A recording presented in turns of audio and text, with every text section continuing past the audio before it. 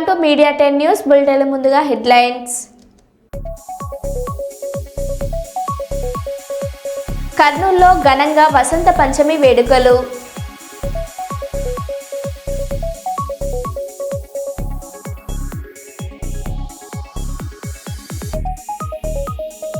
Jubilee hills police station వద్ద ఉద్రిక్తత, ఆందోళనకు దిగిన బీఆర్ఎస్ నాయకులు.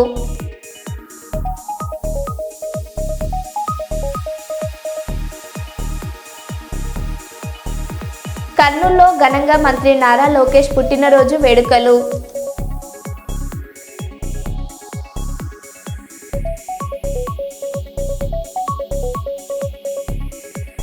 మేడారం భక్తులకు హెలికాప్టర్ సేవలు ప్రారంభం.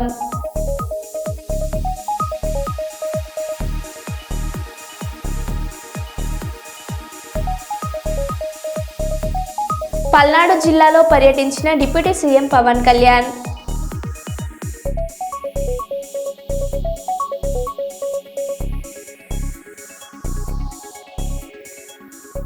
ఇక వివరాల్లోకి వెళ్తే, నర్సంపేట సిటిజన్ క్లబ్ ఫంక్షన్ హాల్లో 305 మంది లబ్ధిదారులకు 3,05,00,000 విలువైన కళ్యాణ లక్ష్మి షాదీ ముబారక్ చెక్కులను ఎమ్మెల్యే పంపిణీ చేశారు. ఈ సందర్భంగా ఆయన మాట్లాడుతూ, పేద ప్రజలకు ప్రభుత్వం అండగా ఉంటుందని, అర్హులైన ప్రతి ఒక్కరికి ప్రభుత్వం సంక్షేమ పథకాలను అందజేస్తుందన్నారు. కళ్యాణ లక్ష్మి పథకం ద్వారా అర్హులు ఎటువంటి దళారులకు నమ్మవద్దని తెలిపారు. పెళ్లి చేసిన ఇంటికి ఆర్థిక సహాయం అందించాలన్నదే ప్రభుత్వ లక్ష్యమని తెలిపారు. ఏదో ఒక వృత్తి వ్యాపారాలను ఎన్నుకొని, అది కూరగాయలు అయితేనేమి,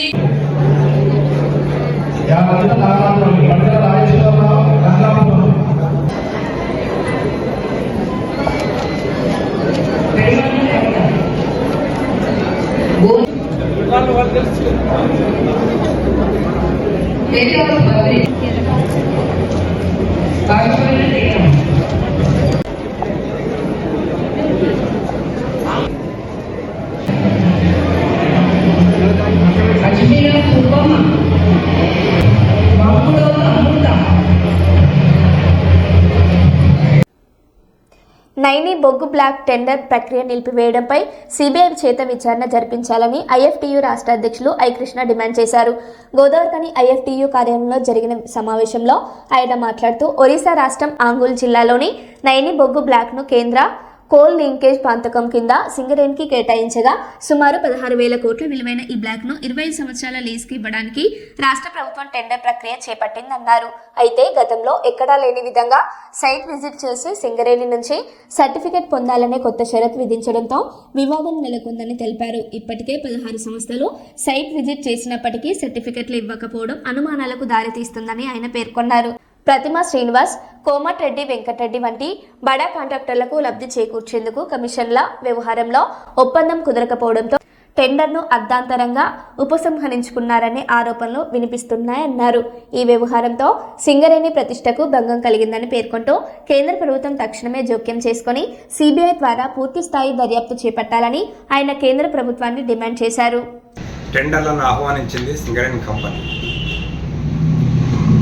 కానీ టెండర్ ప్రక్రియలో విధించినటువంటి కొన్ని షరతులు ఏవైతే ఉన్నాయో, ముఖ్యంగా ఈ సైట్ విజిట్ ప్రక్రియ అనేటువంటిది ఏదైతే ఉందో, ఎప్పుడూ ఎక్కడ గతంలో సింగరేణి దాన్ని అమలు చేయలేదు. దేశంలో ఉన్నటువంటి వెస్టర్న్ కోల్ ఫీల్డ్స్ కానీ కోల్ ఇండియా కూడా ఇలాంటి ప్రక్రియను తీసుకురాలి. దాదాపు 25 సంవత్సరాలు 16,000 కోట్లకు పైగా కూడుకున్న విలువైనటువంటి ఈ నైని బొగ్గు బ్లాకును కొంతమంది వ్యక్తులకు, తన దగ్గరి వ్యక్తులకు ఇవ్వడానికి రాష్ట్ర ప్రభుత్వంలో ఉన్నటువంటి పెద్దలు కొంతమంది కలిసి ఆడినటువంటి నాటకం ఇదంతా. ఈ సైట్ విజిట్ పథకం ప్రక్రియ ఏదైతే ఉందో, ఈ ప్రక్రియలో వాళ్ళు ఎవరైతే టెండర్ కోట్ చేస్తారో వాళ్ళు రావడం, సింగరేణిని చూడాలి, ఆ పరిసర ప్రాంతాలని పరిశీలించాలి, దానిపైన సర్టిఫై చేస్తూ సింగరేణి కంపెనీ కూడా వాళ్ళకి సర్టిఫికెట్ ఇవ్వాలి. కానీ ఇప్పటి వరకు 16 సంస్థలు సైట్ విజిట్ చేశారు. సర్టిఫికేట్ ఇవ్వమంటే సింగరేణి కంపెనీ ఇవ్వడం లేదు. కానీ ఇవాళ రేపు నిన్న మొన్న వస్తున్నటువంటి వార్తలు, మీడియా వార్తలు అన్నింటిలో కూడా రాష్ట్రంలో ఉన్నటువంటి కోమటిరెడ్డి వెంకటరెడ్డి కంపెనీ కావచ్చు, లేదా ప్రతిమ శ్రీనివాసరెడ్డి కంపెనీ, 2 కంపెనీలు కూడా దీన్ని తమ కైవసం చేసుకోవడానికి పోటీపడి కమిషన్ల పంపకంలో ఇవాళ రాష్ట్ర ప్రభుత్వంలో ఉన్నటువంటి ఉప ముఖ్యమంత్రి గారి అనుయాయులకు ఇది ఎట్లా కట్టబెట్టాలనే ఒక తలనొప్పిగా మారి చివరికి ఈ టెండర్ ప్రక్రియనే క్యాన్సిల్ చేసినటువంటి ఒక పరిస్థితి వచ్చింది. కనుక మేమేం కోరుతున్నామంటే గోదావరిలో బొగ్గన కార్మిక సంఘం ఐఎఫ్టీగా దీనిపైన సిబిఐ విచారణ జరిపించాలి. గతంలో కూడా అనేక కుంభకోణాలు జరిగినాయి. కనుక ఇవాళ కూడా 25 సంవత్సరాలు 16,000 కోట్లు అంటే ఎంతమంది దీని మీద కన్నేసి ఉన్నారనేటువంటిది, కార్మికుల చెమట రక్తంతో తమ లాభాలు గడించి ఇవాళ దేశంలో అంతర్జాతీయంగా పేరు గడించినటువంటి సింగరేణి సంస్థకు ఈ రకమైనటువంటి తలవంపులు తెస్తున్నటువంటి రాష్ట్ర ప్రభుత్వం, దాని వైఖరిని కూడా మేము తీవ్రంగా ఖండిస్తున్నాం. కార్మికులందరూ కూడా ఇప్పటికే రాష్ట్ర ప్రభుత్వం నిస్సిగ్గుగా ఈ టెండర్ ప్రక్రియలో ప్రవేశపెట్టినటువంటి విజిట్ ప్రక్రియ కావచ్చు, దానంతటా అదే ఇవాళ ఉపసంహరిస్తున్నట్టు ప్రకటించడం కానీ ఇదొక వివాదాస్పదంగా ఇవాళ రాష్ట్రంలో, దేశంలో ఒక చర్చనీయాంశంగా మార్చింది. సింగరేణికి ఉన్నటువంటి మంచి పేరును కూడా చెడగొట్టడం జరిగింది. దీని మీద ఖచ్చితంగా కూడా దీనికి దోషులైనటువంటి, బాధ్యులైనటువంటి వాళ్ళపైన తగినటువంటి చర్యలు చేపట్టాలంటే సిబిఐ విచారణ తప్ప మరో మార్గం లేదని మేము డిమాండ్ చేస్తున్నాం. దానికి ఖచ్చితంగా కేంద్ర ప్రభుత్వం జోక్యం చేసుకోవాలని కూడా మేము కేంద్రానికి కూడా విజ్ఞప్తి చేస్తున్నాం. ఢిల్లీ నుంచి శంషాబాద్ ఎయిర్పోర్టుకు చేరుకున్న డాక్టర్ లక్ష్మణ్కు ఘనస్వాగతం పలికిన కార్యకర్తలు. ప్రపంచంలోనే అతిపెద్ద రాజకీయ పార్టీ భారతీయ జనతా పార్టీ సంస్థాగత ఎన్నికల అధికారిగా పార్టీ నాకు అవకాశం ఇవ్వడము, దాదాపు 14 కోట్ల మంది సభ్యులు పార్టీ, 10 లక్షల పైచిలకు బూత్ కమిటీల నుంచి జాతీయ అధ్యక్షుని వరకు ఎన్నిక ప్రక్రియను ఒక నమ్మకంతో, విశ్వాసంతో ఒక కార్యకర్తకు ఇవ్వడము, చాలా పారదర్శకంగా, జవాబుదారితనంతో పకడ్బందీగా ఎన్నికలు నిర్వహించి భారతీయ జనతా పార్టీలో ఒక సామాన్య కార్యకర్త కూడా జాతీయ అధ్యక్షుడు అయ్యే అవకాశం ఉందని నిరూపించడం జరిగింది. మిగతా రాజకీయ పార్టీల్లో వంశపారపర రాజకీయాలు, కుటుంబ సభ్యులకు పెద్దపీట వేస్తే ఈరోజు యువకుడు మరి అనుభవజ్ఞుడు నితిన్ నబీన్ ఇవాళ 45 సంవత్సరాలు వయసులో జాతీయ అధ్యక్షుడిగా ఎన్నిక కావడం, ఇవాళ అనేక రాష్ట్రాల ముఖ్యమంత్రులు, ప్రధానమంత్రి సైతం కూడా మరి అందరి యొక్క ఏకాభిప్రాయంతో ఎన్నికల అధికారిగా 37 సెట్లు నామినేషన్ వేస్తే ఏకగ్రీవంగా మరి ఈరోజు నితిన్ నవీన్ గారి ఎన్నిక జరిగింది. ఇవాళ మనం చూస్తున్నాం తెలంగాణలో ఏ రకంగా కుటుంబ రాజకీయాలు, లేదా ఇవాళ కాంగ్రెస్ పార్టీ ఒక కుటుంబం కోసం, నెహ్రూ కుటుంబం కోసం పనిచేస్తే ఇవాళ బీఆర్ఎస్ మరి కల్వకుంట్ల కుటుంబం కోసం పనిచేస్తారు. ఇవాళ కార్యకర్తలకు పెద్దపీట వేసే పార్టీగా ఇవాళ బీజేపీ గుర్తింపు పొందింది. అటువంటి మహత్తరమైనటువంటి గురుతరమైన బాధ్యతను ఇవాళ ఒక తెలుగువాడిగా, తెలంగాణ వాడిగా, ఒక సామాన్య కార్యకర్తకు ఇవ్వడము, మరి ఈ ప్రక్రియ చాలా పారదర్శకంగా, ప్రధానమంత్రి సైతం కూడా విస్తుపోయారు. మరి మొత్తం 5,700 మంది, 8 మంది ఓటర్ల లిస్టుతో దీన్ని మరి నిర్వహించడం జరిగింది. అన్ని రాష్ట్రాల ముఖ్యమంత్రులు కూడా ఈ ఎన్నికల్లో ఒక పండుగ వాతావరణంగా ఇవాళ భారతీయ జనతా పార్టీలో సంస్థాగత ఎన్నికల ప్రక్రియ జరుగుతుంది. మిగతా పార్టీలో ఏ రకంగా కుమ్ములాటలు, ఏ రకంగా తగాదాలు, వివాదాలకు నిలయంగా మారుతాయో దానికి భిన్నంగా ఇవాళ భారతీయ జనతా పార్టీ మరి జాతీయ అధ్యక్షుడు కావాలంటే 15 సంవత్సరాలు ప్రాథమిక సభ్యత్వం, 4 పర్యాలు క్రియాశీలక సభ్యుడిగా ఉండేటువంటిది బీజేపీ యొక్క మరి విధానానికి అనుగుణంగా ఎన్నిక ప్రక్రియ సజావుగా జరిగింది. ప్రపంచమంతా కూడా చూసింది. మరి ఈ రకమైనటువంటి ఎన్నిక అది బీజేపీలో మాత్రమే సాధ్యమని కూడా నిరూపితమైంది. పోలీసుల దౌర్జన్యాన్ని నిరసిస్తూ జూబ్లీహిల్స్లో రోడ్డుపై బైఠాయించిన మాజీ మంత్రులు ఎర్రబెల్లి దయాకర్రావు, కొప్పుల ఈశ్వర్, మాజీ ఎమ్మెల్యేలు శంకర్ నాయక్, క్రాంతి కిరణ్, ఇతర బీఆర్ఎస్ నాయకులు. తెలంగాణ భవన్ వద్ద బీఆర్ఎస్ శ్రేణులపై పోలీసుల దౌర్జన్యం.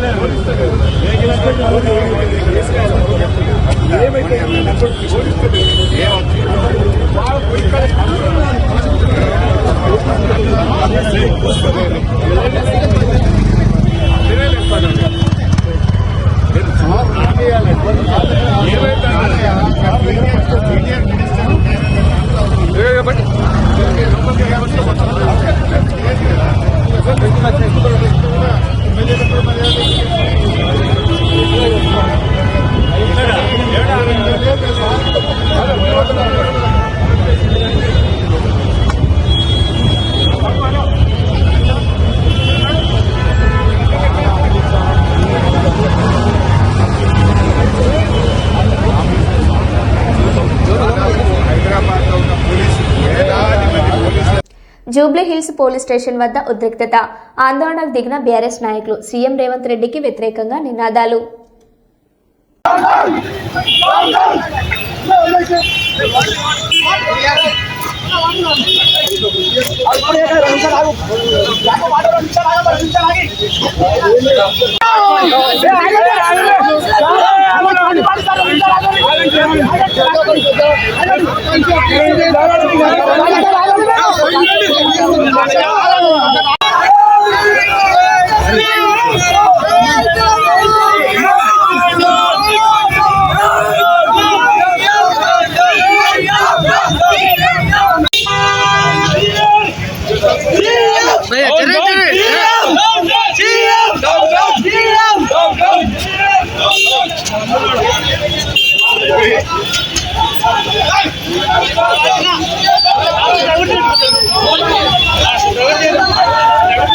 నిన్న రాత్రి కడప పట్టణం అయోధ్య ఐక్యవేదిక వారి ఆధ్వర్యంలో జరిగిన సీతారాముల వారి కళ్యాణ మహోత్సవంలో పార్లమెంట్ సభ్యులు వైఎస్ అవినాష్ రెడ్డి,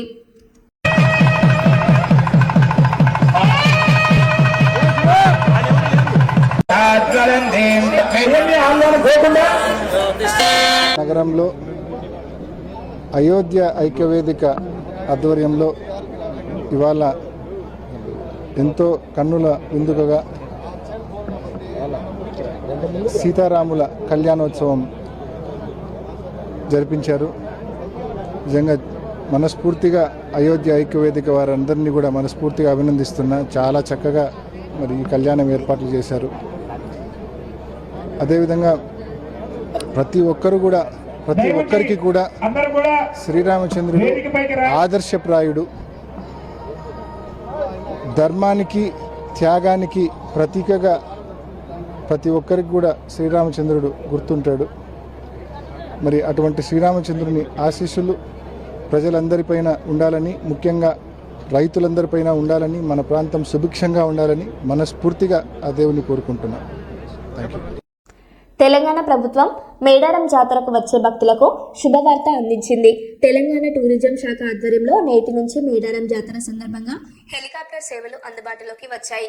భక్తుల సౌకర్యార్థం పడిగాపూర్ వద్ద ఏర్పాటు చేసిన హెలిప్యాడ్ నుంచి హెలికాప్టర్ జాయిస్ రైడ్స్ నిర్వహించనున్నారు. ఈ రైడ్స్ ద్వారా భక్తులు సుమారు 6 నుంచి 7 నిమిషాల పాటు మేడారం జాతరను విహంగ వీక్షణం చేసే అవకాశం ఉంటుంది. ఒక్కో వ్యక్తికి 4,800 ఛార్జీగా ఒక్కో వ్యక్తికి 4,800 రూపాయల ఛార్జీగా నిర్ణయించారు.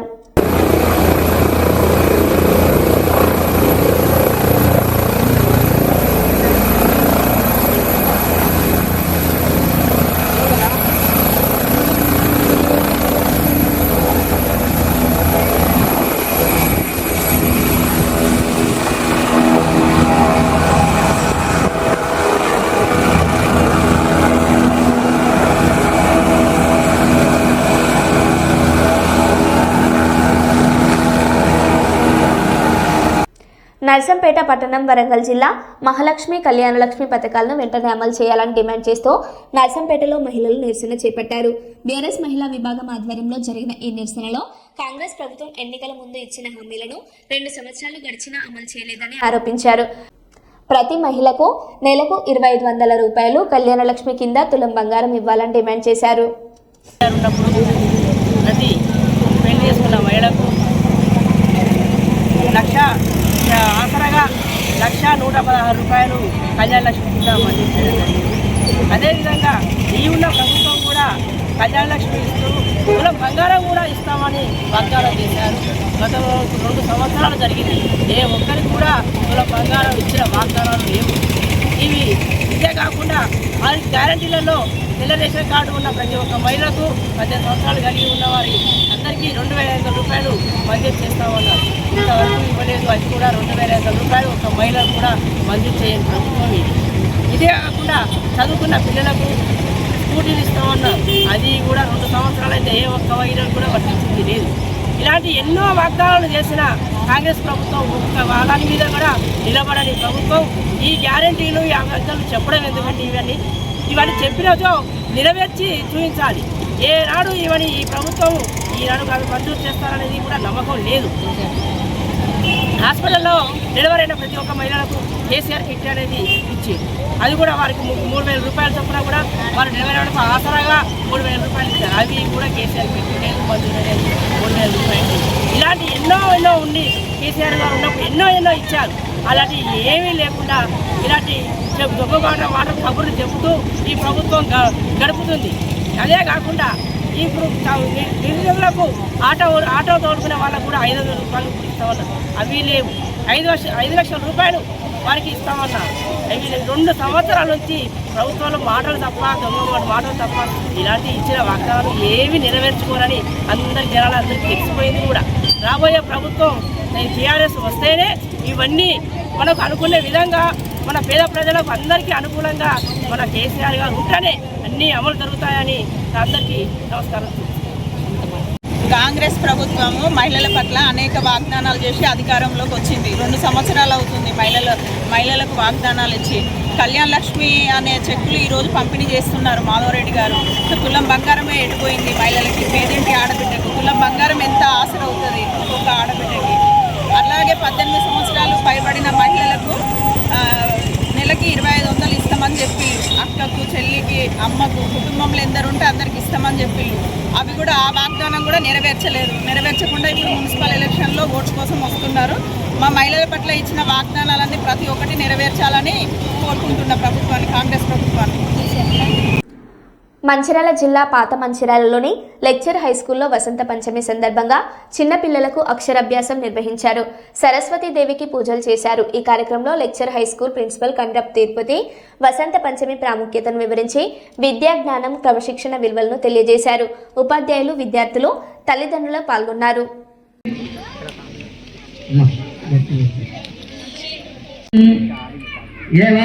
అక్షతలండి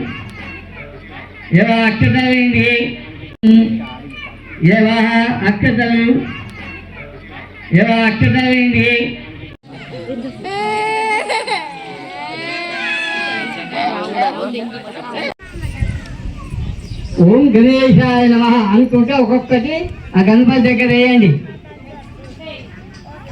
ఓం ధృవాయ నమః, ఓం జగన్నాయ నమః, ఓం కమలాయ నమః, ఓం గజగన్నాయ నమః, ఓం లంబోదరాయ నమః, ఓం ధూమేశాయ నమః, ఓం గణాధ్యక్షాయ నమః, ఓం పాదలింగాయ నమః, ఓం గజానాయ నమః, ఓం వక్రతుండాయ నమః, ఓం ధూర్వకర్ణాయ నమః, ఓం జయరంబాయ నమః, ఓం స్కందపూర్వాజాయ నమో నమః. శ్రీమహాగణాధిపతి నానావిధ కొన్ని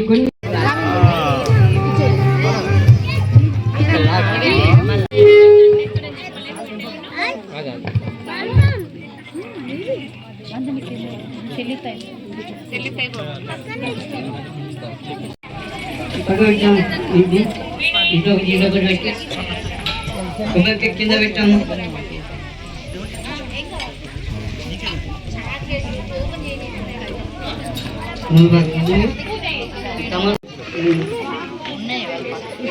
మరి ఎందుకు పెట్టి కలిగాలి తమలపాకులు ఉన్నాయి కదా. ముఖ్య విష్ణు కలిశానికి అలంకరణ చేయండి. గంధద్వారం, పసుపు, కుంకుమ, 2 తమలపాకులు, ఈ అమ్మకు కూడా 2 తమలపాకులు.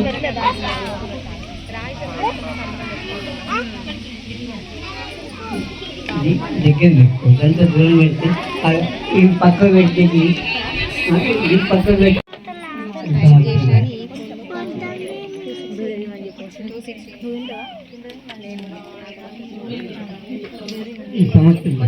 సంవత్సరే వాసరే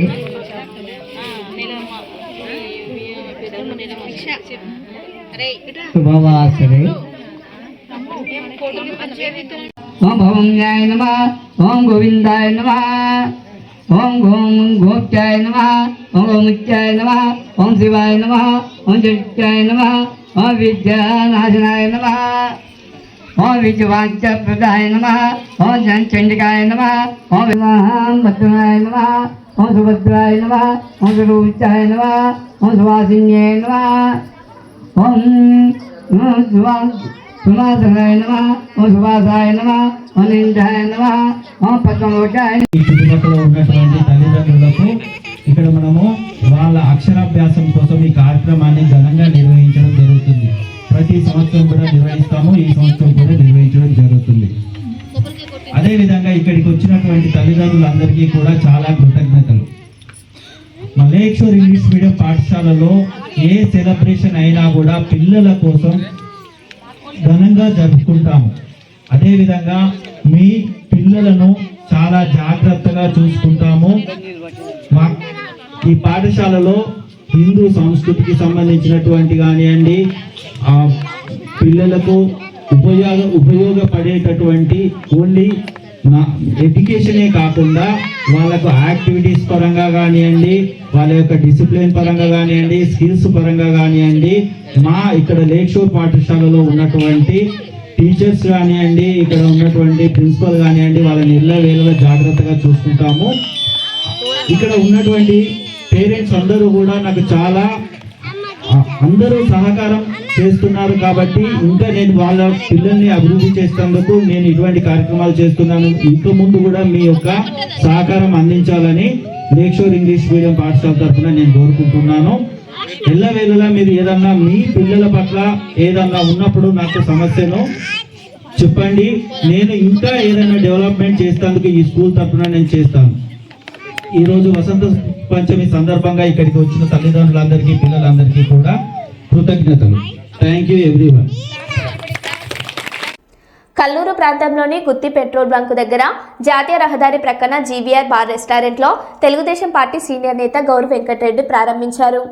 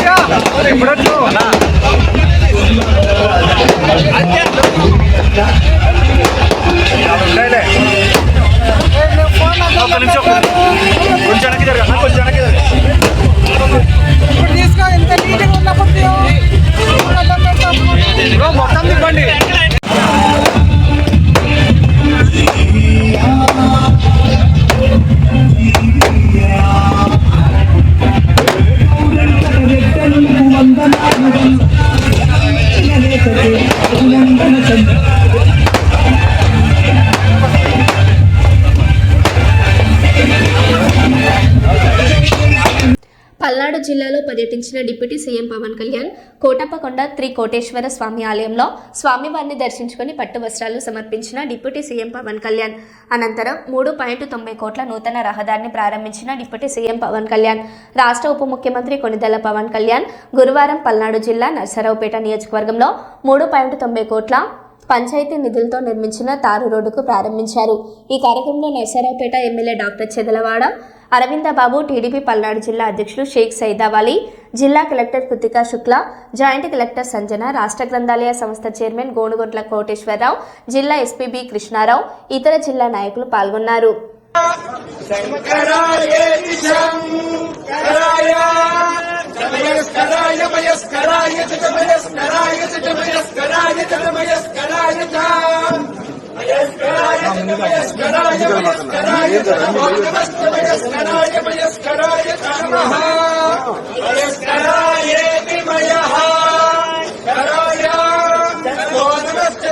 శివాయ శివాయ నమస్తే నమః శివాయ నమః శివాయ శివాయ నమో నమః శివాయ శివాయ నమో నమః శివాయ. మరో బులెటిన్లో మళ్ళీ కలుద్దాం. Stay tune.